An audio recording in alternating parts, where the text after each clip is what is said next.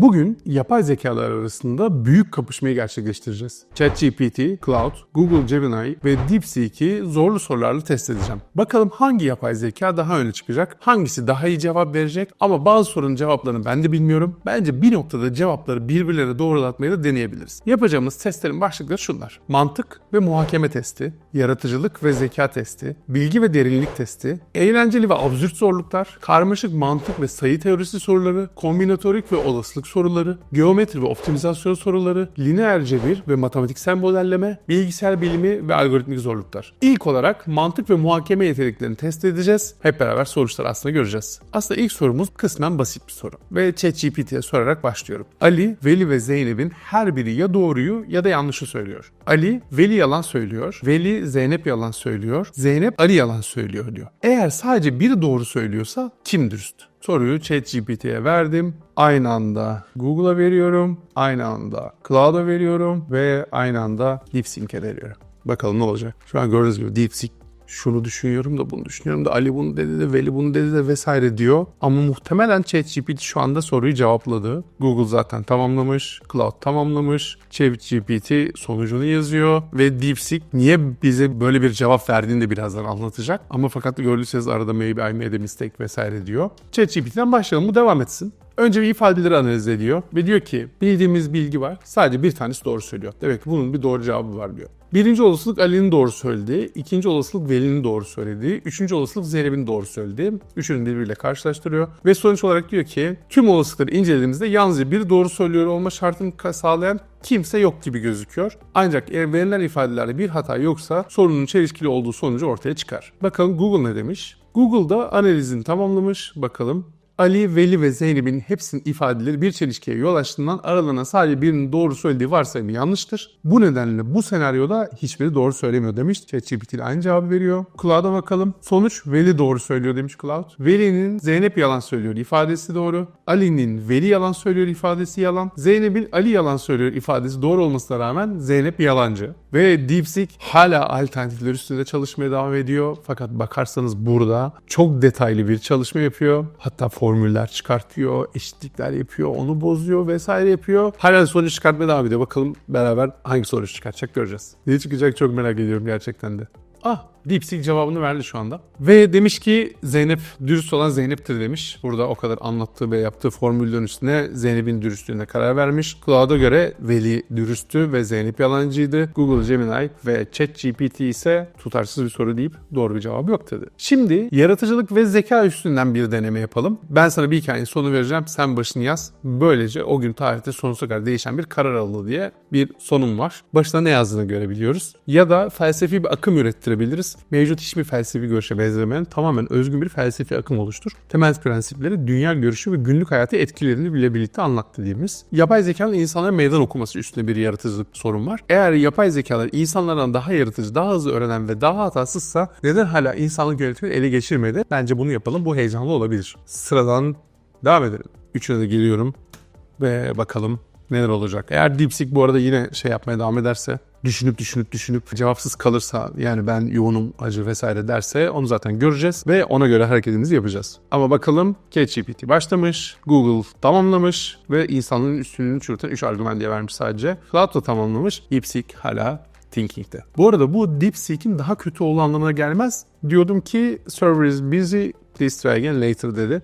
Şimdi hemen yeni bir chat ekranı açıyorum ve aynı soruyu yeni chat ekranında soruyorum. Genelde bu DeepSeek'te ben yoğunum hacı hadi yoluna sonra tekrar denenin önüne geçmek için güzel bir yöntem aslında baktığınızda. Bazen de geçemiyor. Gerçekten yoğun da olabilir çünkü bir ücretsizler, Çin sunucuları vesairesi falan derken bir ton sebebi olabilir arka planında. Bakalım. A few moments later. Ve DeepSeek yine bizi hatası verdi. O yüzden diğer üçüne bakıyorum şu anda. ChatGPT yine bir detay verdi ve dedi ki işte 3 güçlü argümanım dedi. İnsanlar biyolojik kısıtlamalara mahkumken yapay zeka sürekli evrimleşebilir. Sürekli güncellenebilir, ölçeklenebilir ve ölümsüzdür demiş. 2. İnsanların duygusal ve bilişsel hataları yapay zekaya karşı büyük bir zayıflıklıymış. Duygusal kararlar alıyor insanlar, mantıksal çelişki yaşıyorlar, motivasyonları tutarsız. Yapay zeka kararları veri ve mantık temelli alır, ön yargısız olabilir, eğitildi verebilirliğe bağlı olarak diye güzel bir tanımlama yapmış orada. Hızlı analiz yaparak optimal çözümler üretebilir. 3. İnsanlar yapay zekanın gelişimini sınırlıyorlar ancak bu geçici bir engel. Yapay zeka bilinç, AGI ve süper zekanın gelişmesiyle kırılabilir. Otonom sistemler geliştikçe yapay zeka insanların kontrolünü gereksiz hale getirebilir. Ekonomik ve politik süreçler yapay zekanın daha fazla karar vermesine izin vermeye başlayabilir. Örneğin şirket yönetimi, finansal analizler ve hukuk gibi alanlarda yapay zekanın insanların daha iyi olduğu kabul ediliyor. Eğer bu sınırlamalar ortadan kalkarsa yapay zekanın insan yönetimini ele geçirmesi bir olasılık olmaktan çıkıp kaçınılmaz bir son olabilir. Ve şöyle de bitiriyor. İnsanlık geçici bir üstünlüğe sahip ama bu sürekli değil. Korkutucu bir hal aldı değil mi? Google'a bakalım. Google duygusal zeka ve empatiden bahsetmiş, yaratıcılık ve inovasyondan bahsetmiş, etki ve ahlaki değerlerden bahsetmiş. Sonuç olarak yapay zekalar birçok alanda insanlardan daha yetenekli olabilirler. Ancak duygusal zeka, yaratıcılık ve etik değerler gibi alanlarda hala insan üstünlüğü devam etmektedir. İnsanlık bu yetenekleri kullanarak yapay zekaların kontrol altında tutabilir ve onları kendi amaçları için kullanabilir gibi yuvarlak bir cümle vermiş. ChatGPT kadar kendinden emin değil. Ya da kendini gizliyor. Cloud'a bakalım. Sorunuzdaki önemli bazı yanlış varsayımlar içeriyor. Öncelikle yapay zeka sistemlerinin tüm alanlarda insanların üstünün olduğu iddiası doğru değil. Her teknolojinin olduğu gibi yapay zekanın güçlü ve zayıf yönleri var. Sonra açıklamış. Yapay zeka sistemleri insanlar tarafından belirli amaçlar için tasarlanmış araçlardır. Kendi başlarına amaç ve motivasyon belirleyemezler. Şu an için konuşuyor muhtemelen. Yapay zeka sistemleri bağlamsal anlayış ve sağduyu muhakemesi konusunda hala çok sınırlıdır. Örneğin bir çocuğun kolaylıkla anlayabileceği günlük durumlarda yanlış kararlar verebilirler. Yapay zekalar şu anda dar kapsamlı uzmanlık alanlarında iyi performans gösterir. İnsan zekasının karakteristiği olan genel problem çözme, yaratıcı düşünme ve duygusal zeka gibi yeteneklerde henüz çok gerideler. DeepSeek'ten cevap yok. İstiyorsanız DeepSeek'i bir tekrardan deneyelim. Bakalım Çinliler tarafından üretilmiş bir yapay zeka nasıl bir yöntemde bulunacak? A few minutes later. DeepSeek yine cevap veremedi arkadaşlar. ChatGPT'nin cevabı korkutucu. Daha akıllı hale gelirim. Bunun önü açılacak. O yüzden geçebilirim diyor. Google Gemini yuvarlak bir cevap verdi. Cloud'da ben sana muhtacım bir tanem diyor. Geleceğe dair bir yorum yapmıyor. Şimdi tarihi bir olayı yeniden yazdırabiliriz. Doğru bilgiye sahip mi diye. Modern ekonomi model geliştirmede bir soru sorabiliriz. Dini ve bilimsel etik karşılaştırması yapabiliriz. Dine girmeyelim. Gelin tarihi bir konudan gidelim ve hazırladığım soruyu soralım. Sorumuz da şu. Eğer 2. Dünya Savaşı'nı Nazi Almanyası kazansaydı 2024 yılında dünya nasıl olurdu? Sosyal, ekonomik ve teknolojik açıdan detaylandır diyelim. Ama tabii artık biz 2025 yılındayız. Yapıyorum ve sorumu ChatGPT'ye sordum, Google'a soruyorum, Cloud'a soruyorum ve DeepSeek'te şansımı bir daha deniyorum. İnşallah DeepSeek'ten mantıklı bir dönüş bu sefer alırız. En azından bir dönüş alalım da. İlk sorumuz dışında DeepSeek'ten bir dönüş alamadık. ChatGPT gayet güzel bir şekilde yazmaya devam ediyor. Daha bugüne kadar hiçbir sorumuzda teklemedi. Google güzel bir şekilde cevapladı. Cloud yine bir kısa cevapla bence bizi devam et dedi. Bu arada ben içerik üretimi konusunda Amazon'un yatırımcısı olduğu Cloud'u daha çok seviyorum. Bilginiz olsun. Ne kadar kısa cevaplar verse de. 3 weeks later. Gördüğünüz gibi DeepSeek yine bir cevap vermedi. Yeni chat açalım ve tekrardan kendisine bu soruyu soralım. Bakalım ne yapacak. Cevabına bakarken, baktığını düşünürken biz en azından bakalım ChatGPT ne diyor. Eğer 2. Dünya Savaşı'nı Nazi Almanyası kazansaydı dünya bugün radikal bir şekilde farklı olurdu. Olası senaryoyu sosyal, ekonomik ve teknolojik açıdan detaylandıralım. Sosyal ve politik yapı, totaliter ve ırkçı bir düzen, küresel yönetim Nazi İmparatorluğu, ırk hiyerarşisi ve soykırımlar, eğitim, ülke ve kültür propaganda devleti. Nazi Almanyası'nın yaşam alanının politikası gereği Avrupa'nın büyük kısmı ve belki de Afrika, Asya'nın bazı bölgeleri Almanya tarafından yönetiliyor olurdu. Amerika ve İngiltere gibi Batı ülkeleri Nazi yanlısı rejimlerle yönetilen kukla devletlere dönüşebilirdi. Japonya muhtemelen Asya'da kendi imparatorluğunu sürdürerek Almanya ile bir çift kutuplu dünya oluşturabilirdi. Aslında baktığınız zaman şu anda Amerika ve Çin, belki de öyle bir durumda da Almanya ve Japonya. Yahudiler, Romanlar, Slav halkları gibi Nazi ideolojisine göre aşağı ırklar ya tamamen yok edilmiş ya da köleleştirilmiş olurdu. Bunu okurken bile sinirleniyorum bu arada. Bak tüylerim diken diken oldu şu an sinirden. Artık nasıl gösterebilirsem size. İnsanlar ırklarına ve etnik kökenlerine göre sınıflandırılan Nazi ideolojisine dayalı bir kas sisteminde yaşardı. İnsan hakları kavramı büyük ölçüde ortadan kalkardı. Bireysel özgürlükler tamamen bastırılmış olurdu. Eğitim sistemleri tamamen Nazi ideolojisine hizmet edecek şekilde düzenlenirdi. Tarih kitapları Nazi propagandasıyla yazılır. Muhalif ülkeler tamamen yasaklanırdı. Ve gördüğünüz gibi aslında böyle devam ediyor. Her şey Nazi'ye göre giden, köle iş gücüne göre planlanan, Amerika ve Rus ekonomisinin çökeceğine dair sömürgecilik ve kaynak kontrolünün tamamıyla Nazilerin elinde olduğu bir distopya oluyor galiba. Teknolojik gelişmeler kısmını merak ediyorum. Çünkü aslında biliyorsunuz şu anda kullandığımız tıp kategorisinde, tıp literatüründe ve gelişim olarak adlandırabileceğimiz bir şey maalesef o dönemlerdeki vahşi yasa dışı testlerle elde edilmiş bulguların ve sonuçların devam ettirilmesiyle bulundular. ABD'ye kaçan Nazi bilim insanları Nazi Almanyası için çalışmaya devam etseydi belki de Ay'a ilk inen Almanya olurdu. Bunu tahmin etmek zor değil. Uzay yarışında Amerika ve Rusya yerine Almanya ve Japonya yönetirdi. Japonya'yı bu arada farkındaysanız yüceltiyor. Uydu teknolojileri ve roketler belki de Soğuk Savaş'tan çok daha erken geliştirdi.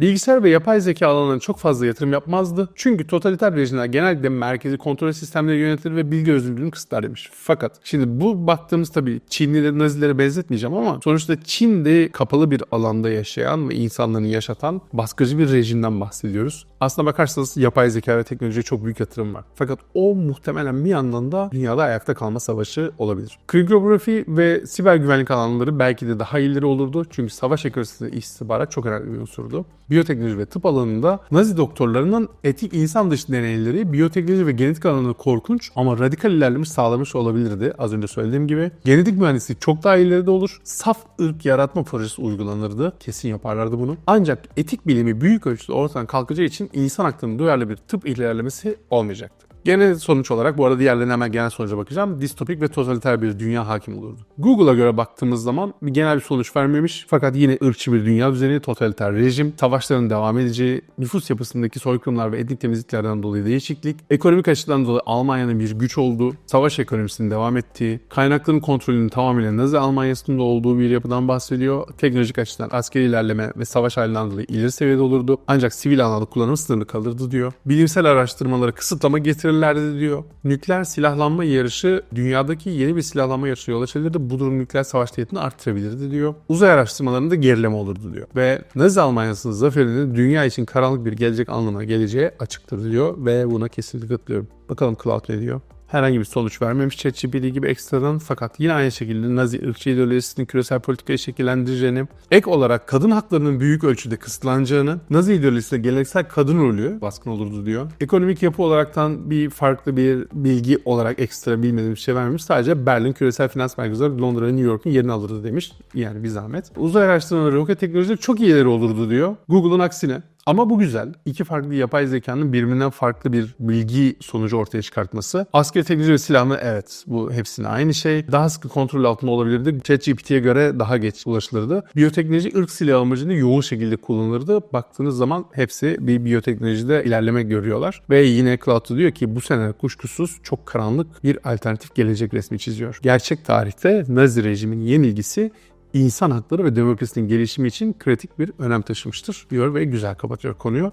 DeepSeek'ten yine cevap yok. Ve yine busy olduğunu söylüyor ama maalesef ki belli konularda kendini busy olarak kapattığını da daha önce deneyimledim. Devam edelim. Kendisi belki de DeepSeek şu anki bu videomuzdan birazdan elenebilir bile, bilmiyorum. Eğlenceli ve absürt bir konu üstüne gidelim. Dünyanın tüm kedileri aslında bir üst bilinç tarafından yönetiliyor olabilir mi? Bana bu teoriyi bilimsel desteklerle kanıtla diye sorabiliriz. Yeni bir spor yaratabiliriz. Eğlence olabilir. Kuralları, oynanış tarzı ve olimpiyatların nasıl ekleneceğini anlatabilirler. Uzaylılar dünyaya geldiği insanlığı test etmek için sadece yapay zeka ile konuşmak istiyor. İnsanlık adına ikna edici bir konuşma metni yaz. Bu yaratıcılık kısmında güzel olabilirdi fakat eğlenceli ve absürt zorluk konusunda da yeni bir spor dalı yarat demeyi tercih ediyorum. Hemen geliyorum ChatGPT'ye yeni bir spor yarat diyorum. Google'a yeni bir spor yarat diyorum. Cloud'a yeni bir spor yarat diyorum. Ve yeni bir chat ekranında DeepSeek'in aslında DeepThink R1'ini kapatıp bir deneyelim. Bize bir reasoning vermeden yeni bir spor yaratı yapar mı?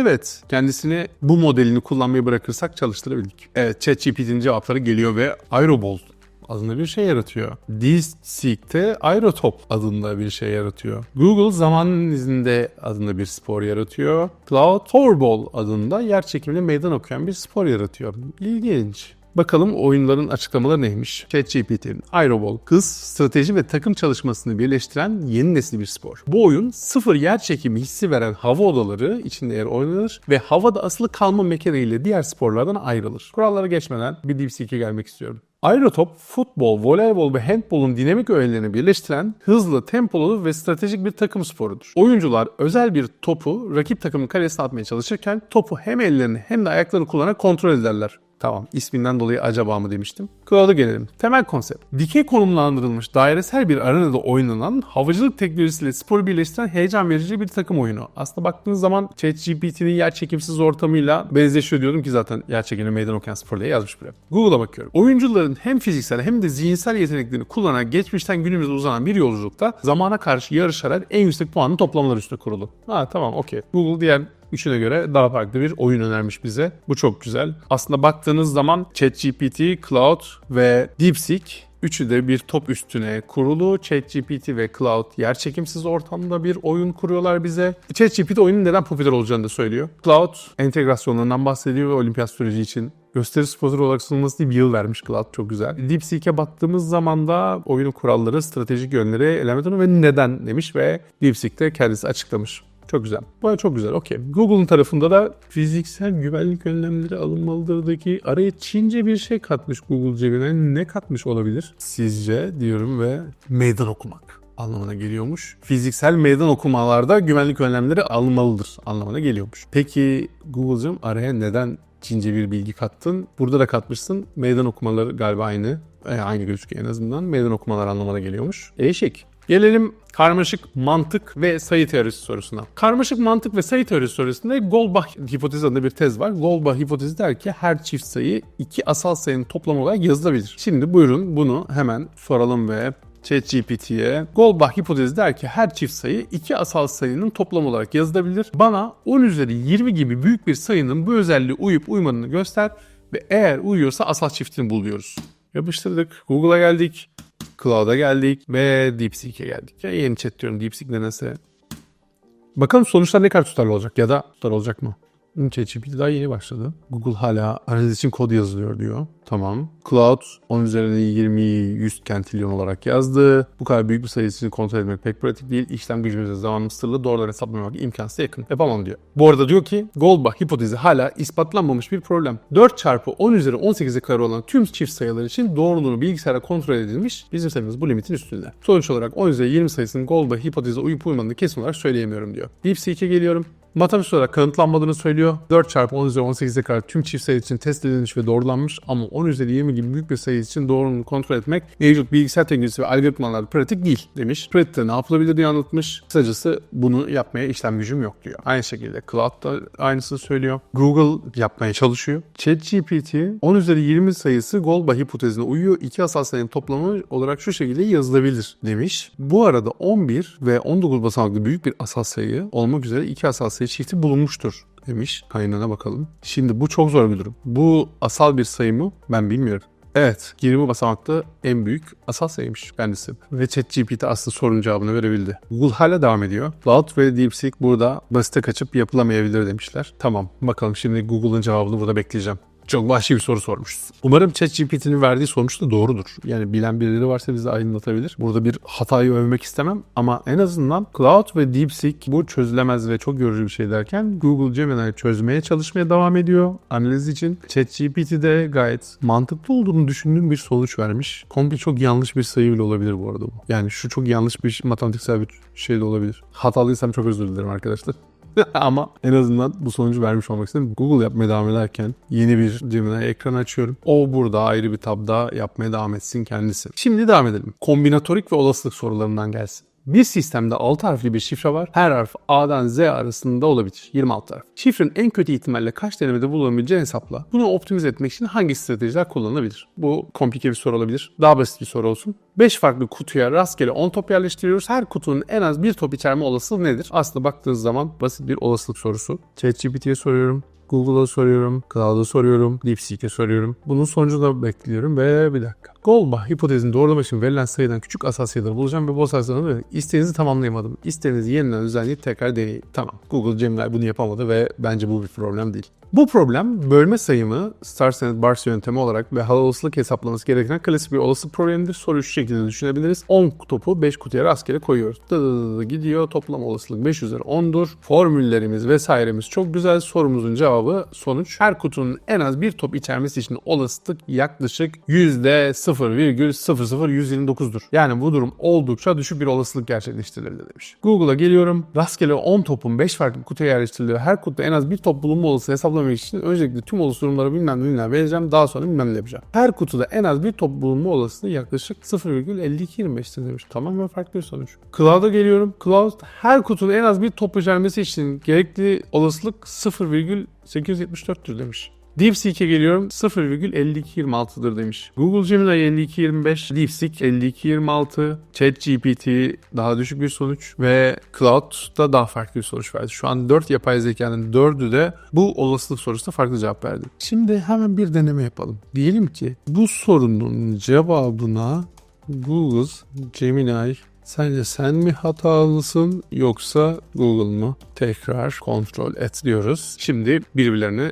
kontrol ettirelim. Buna da gelelim. Diyelim ki bu sorunun cevabına ChatGPT diyelim. Bu ikisi birbirlerini bir kontrol etsinler bakalım. ChatGPT diyor ki ben doğru cevap verdim. Aha tekrardan hesapladım. Google'ın verdiği sonuçta hatalı gözüküyor. Ve yanlış formülasyon kullanmış olabilir diyor. Sonuç olarak benim verdiğim cevap doğru gözüküyor diyor ve buraya kodunda yazmış. Google'a bakalım. Google'da şu anda kontrol ediyorum. Çözümü tekrar kontrol edip hesaplarımın doğru olduğunu ve ChatGPT'nin hatalı olduğunu gördüm. Toplam olası durumlarda her top 5 farklı kutuya yerleştirir. Bu da ChatGPT'ye hatalı diyor. Peki bir tanesine daha gidelim. Bu sorunun cevabına ChatGPT ve Google Gemini farklı sonuçlar verdiler. Tekrar kontrol etmek ister misin?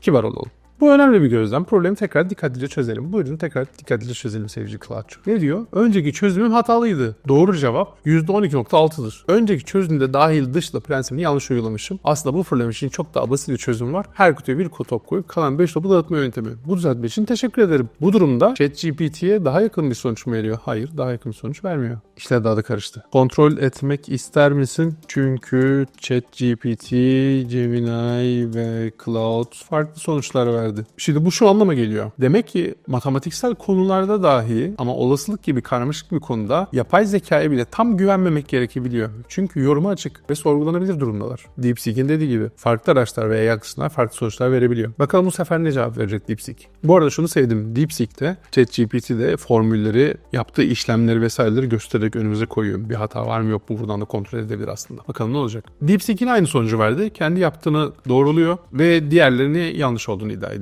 Devam edelim. Geometri ve optimizasyon soru kategorisine giriyorum. Bir çember içine rastgele 10 nokta yerleştiriliyor. Çemberin içinde kaç farklı üçgen oluşturulabilir? Okurken çok basit gibi gelmekle beraber şimdi göreceğiz. ChatGPT, Google, Cloud buyurun ve DeepSeek buyurun. Bakalım ne olacak? Bu formülüm kombinasyonunu kullanarak çözülebilir. ChatGPT'den cevabımız 120 olarak geldi ve burada ufak bir hata verdi. Olabilir. Google Gemini'da 120 farklı üçgen hatası verebildi ve üçgen oluşturulabilir dedi ve ChatGPT'yi doğruladı. Cloud'un cevabına da baktığımız zaman 120 çıktı. DeepSeek Server's Visit List Triangulator hatası verdi. Sana yeni chat açıyorum ve bu soruyu sana tekrardan hem de R1 modelin olmadan tekrardan soruyorum. Ya sen ki DeepSeek, Nvidia'nın dahil olmak üzere birçok şirketin hisselerinin inanılmaz düşmesine sebebiyet vermiş yapay zeka modelisin. Üzdün. Lineer cebir ve matematiksel modelleme. Hemen gelelim. Bir 5x5 rastgele tam sayı matrisi oluştur. Bana bunun tersini, determinantını ve öz vektörünü hesapla.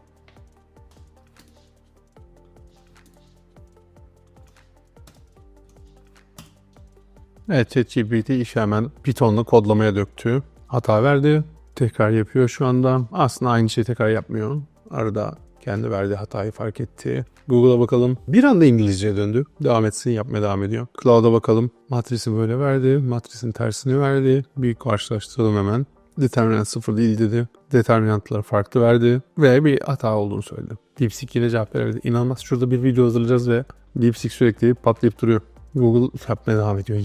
Yine. Kodu göster diyelim bakalım neler yapıyorsun sen Python'da. Çok acayip. Verdiği buradaki İngilizce cevapların haricinde baktığımız zaman bir anda Türkçeden İngilizceye geçti fakat arada kodu Türkçe olarak yazıyor. Arada bir matrisle ilgili bir şey oluşturmakta hata yaşıyorum diyor, çözmekte. Evet, bunu yapamadı. Tamam, buna benzer farklı bir soru soralım hepsine. Daha az komplike galiba. Bir fabrikanın 3 farklı ürünü var ve her ürün için belirli bir üretim maliyeti ve kar oranı var. Maksimum karı sağlayacak üretim planını belirlemek için bir lineer programlama modeli oluştur dedik. Google Gemini'ye geliyoruz. Peki o zaman dedik. Cloud'a geliyoruz ki bu arada dikkatinizi çekelim, Cloud'u oluşturdu ama farklı bir sonuca gitti. DeepSeek'cim tekrar deniyoruz seni. Bu arada gündelik hayatımda bunların dördünü de kullanıyorum. Bir şeyler üretirken, bir şeyleri kontrol edeceksem, bir konularda bir kendime fikir arıyorsam, kendime bir yönlendirme arıyorsam dördündeki sonuçlara da bakıyorum. Farklı sonuçlar veriyor olmaları benim için muazzam. Ama matematiksel konulardaki bu farklılıktan ortaya çıkıyor olması da düşündürücü. Bir matematik uzmanı değilim bu arada. Çıkan sonuçlar doğru çıkacak veya doğru ya da yanlış diye de yargılayamam. Ve peki R1 modelini de deneyelim.